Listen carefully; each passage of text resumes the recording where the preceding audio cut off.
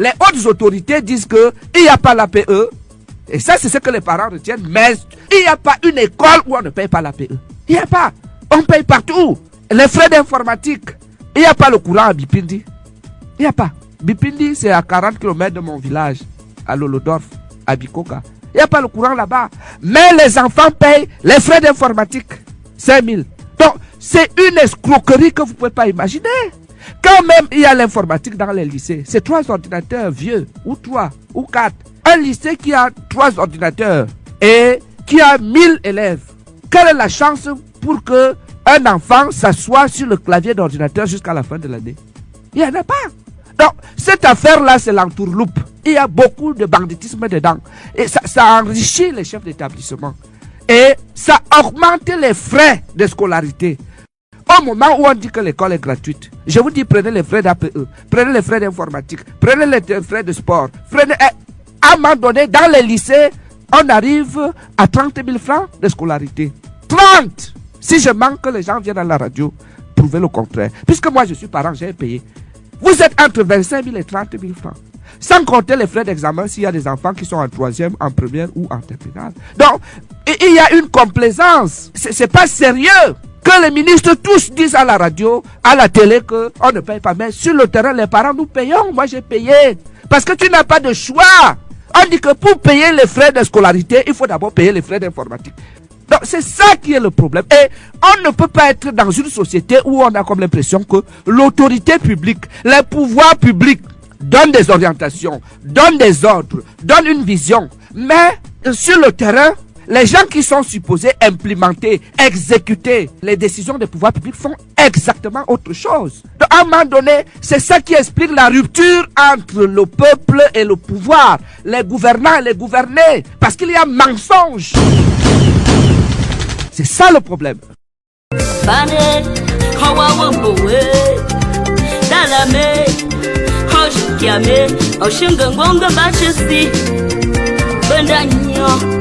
Famille toujours là, de me l'aider, et de chantier, dans la baie, chalateba, on en fioli, et dans la mer, on en fioli.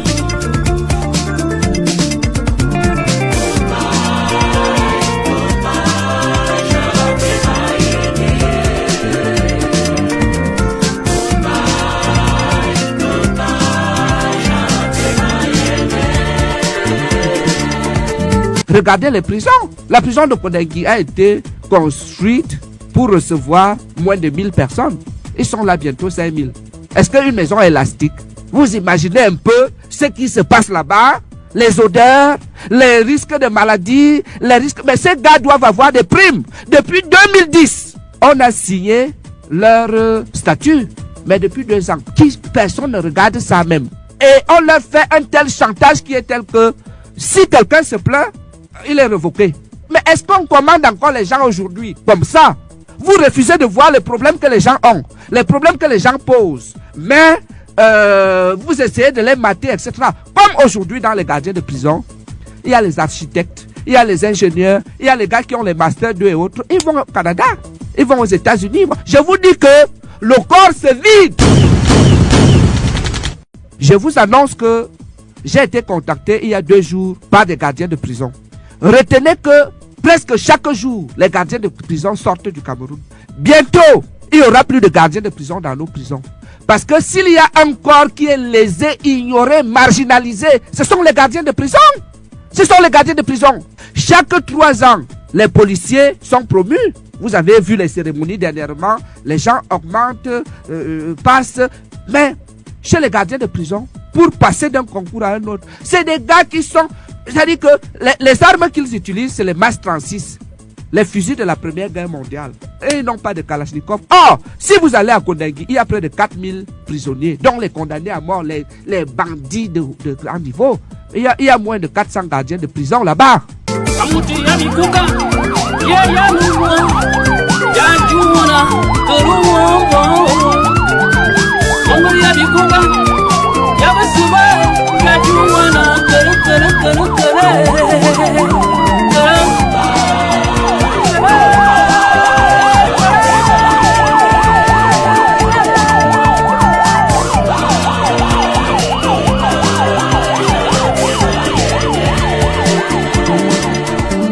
On a parlé des tracteurs. Où sont les tracteurs? On a parlé des semences. Comment on encourage l'agriculture? Mais il faut revenir à la subvention de l'agriculture. C'est ça que tous les autres pays ont fait. Mais au lieu de subventionner l'agriculture, au lieu d'encourager l'agriculture, comme c'est dit dans les discours, créer les banques agricoles, etc., on achète des prados. Tout le monde au ministère de l'agriculture est riche. Tout est fictif là-bas. La production du riz, on vous a dit qu'il y a la moitié des GIC. N'existe pas. Il y a des situations où l'État finance des GIC de 2 hectares en Kolndongo. Trouvez-moi un peu un espace de 2 hectares en Kolndongo, qui est un quartier saturé et plein. Quand on dit qu'il y a 2 hectares de riz en Kolndongo et que l'État subventionne, vous croyez que c'est pas la sorcellerie? Est-ce que c'est vrai? Et c'est ça le problème qu'il faut résoudre, au lieu de faire tout ce qu'on fait là.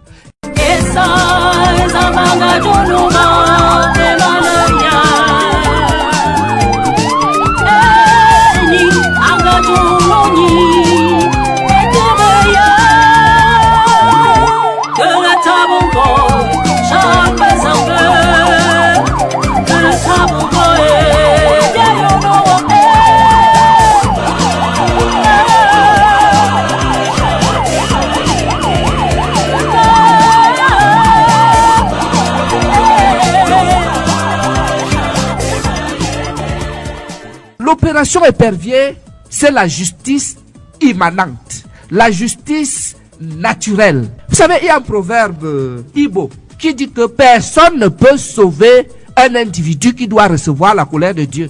Même les avocats qui sont là, ils ne peuvent pas les défendre. Aucun avocat ne peut défendre un individu qui doit recevoir la colère de Dieu. Quand les gens sont morts dans un village parce que tu as détourné l'argent du puits, quand les gens sont morts parce que tu as, je sais pas, tu as pris l'argent de la route, il y a un avocat qui va te... Il s'appelle Maître qui? Même pas Vergès. Aucun avocat ne peut défendre quelqu'un qui doit recevoir la colère de Dieu. Et tous ceux qui ont volé l'argent du Cameroun, pillé l'argent du Cameroun, spolié les Camerounais, doivent recevoir la colère de Dieu. Ce n'est même pas une affaire de Paul Biya. Imaginez un lépreux qui va vendre son panier au marché et qui doit payer 50 francs comme ticket d'impôt. Et puis vous, parce que vous appelez Monsieur X, vous gérez un ministère, une direction générale à Yaoundé, vous prenez l'argent des pauvres là pour faire l'ambiance avec, pour acheter les humeurs ou je sais pas quoi. Mon frère, si vous ne payez pas, vos enfants vont payer. Si vos enfants ne payent pas, vos petits-enfants vont payer. Donc moi je ne suis pas surpris quand je réfléchis, souvent parce que moi je ne passe le temps qu'à réfléchir.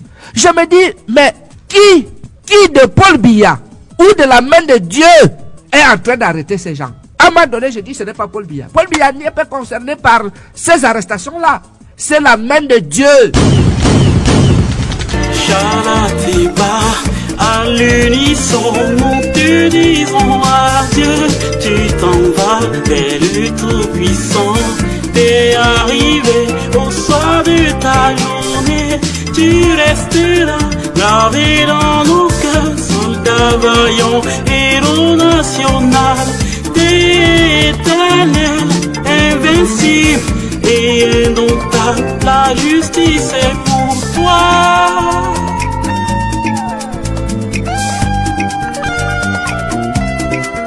En Fou, nous n'avons pas l'électricité.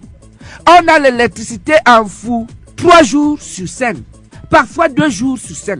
On a commencé la rentrée et il n'y avait pas le courant. Imaginez le traumatisme des enfants qui doivent aller commencer l'école et il n'y a pas le courant. Je vous assure, ce n'est pas bien. C'est pas bien. Les Camerounais sont harcelés, dépassés, débordés à cause de tous les problèmes qu'il y a là. Tu te lèves, il n'y a pas l'eau. Tu vas allumer la lumière, il n'y a pas le courant. Mais à un moment donné, ça dit que tu peux, c'est-à-dire, on se plaint que les Camerounais meurent d'AVC, etc. C'est tout ça. Un peuple ne peut pas être exposé à tant de problèmes. À tant de problèmes. Du nord au sud, de l'est à l'ouest, la jeunesse camerounaise te dit au revoir. Tu nous passes au flambeau du travail et de la paix. Voici venue la fin de ton séjour ici sur terre. Nous continuerons la course vers l'émergence. Charles Sylvestre Ateba-Yene, va et repose en paix.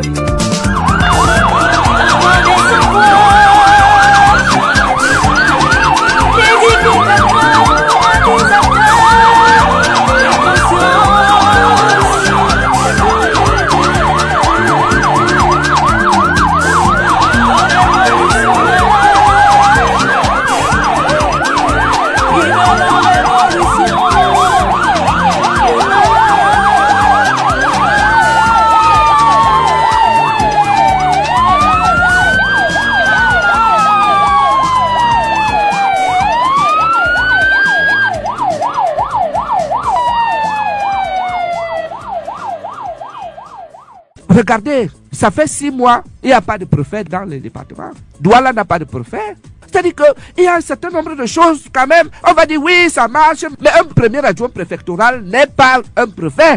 Le préfet de vous est malade, tout le monde le sait. Mais c'est là. Or, le premier adjoint préfectoral n'a pas les prérogatives pour signer certains documents. Par exemple, l'attestation de présentation de l'original du diplôme. Ce que j'ai vécu ici à Yaoundé pendant le recrutement des 25 000, c'est la préhistoire du mal. C'est-à-dire que le préfet du Fundi, seul dans tout Fundi, imaginez, il y a peut-être 2 millions d'élèves, étudiants, machin, à Yaoundé. On dit que c'est seul un préfet, un type, un homme qui doit signer les testations. Mais on peut faire une petite réforme à ce niveau. Le préfet administrateur civil, comme le sous-préfet administrateur civil, permettez que les sous-préfets signent les attestations de présentation de l'original du diplôme. Attendez, cette loi qui dit que seuls les préfets doivent signer des certificats d'attestation de présentation de l'original du diplôme, elle était prise dans les années 60. Tout le Cameroun n'avait pas 2 millions ou 3 millions d'habitants. Yaoundé avait 300 000 habitants. Mais aujourd'hui, on est à 3 ou à 4 millions. Un préfet, c'est-à-dire que on a comme l'impression que notre société évolue démocratiquement, socialement, etc. Mais la mentalité reste la mentalité coloniale. Qu'est-ce qu'il faut pour réfléchir qu'un seul préfet à Yaoundé ne peut plus être la seule personne indiquée dans le département du Fundi à signer les attestations? Donc, il n'y a pas une étude, la rénovation, les réformes, etc. Ça, c'est du bluff. Parce que sur le concret, les gens ont les mêmes problèmes qu'ils ne devraient pas avoir.